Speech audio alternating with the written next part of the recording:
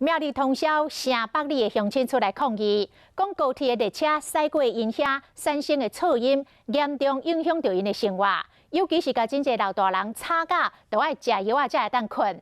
4年前，环保署公害纠纷裁决委员会裁决这个高铁爱赔800多万，但是高铁不服来上诉。台中高等法院根据海洋大学检测的报告，讲无超过标准，所以判高铁赢唔免赔。这是互城北里的乡亲相当的愤怒，痛骂政府拢无咧管老百姓生活。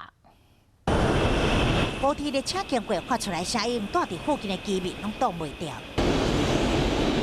有老大人提出几啊包药袋，讲吵甲精神衰弱，爱靠食药才困会去。啊，你这食偌久啊？就前高铁这只过，就食到今嘛。也是苗栗通宵的城北里，住伫高铁沿线500公尺内，大约200户人家，也阁有人讲厝内围墙，列车经过时产生的震动拢裂开啊。嘛裂开。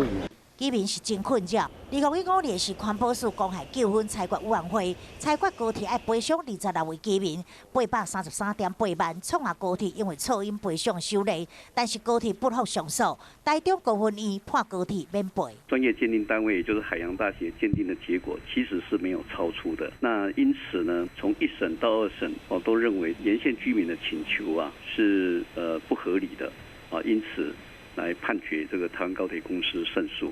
判决出炉，引发城北里居民不满。要求做高音墙，咱敢要求啥？